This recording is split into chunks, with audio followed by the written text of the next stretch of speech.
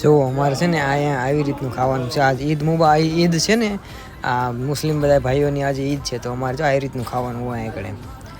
મસ્ત બુફે લાગેલું છે. આ બધું ખાલી સ્ટાફ માટે જ, તે સ્ટાફને ખુશ રાખવા માટે આ બધું કરે. જો આ બધું સ્ટાફ માટે. જોકે આ બધું ઝાઝા ભાગનું નોન વેજીટેરિયન છે, કારણ કે ઇન્ડિયાની બહાર જાઓ ને એટલે ઝાઝું નોનવેજ જ ખાવા મળે.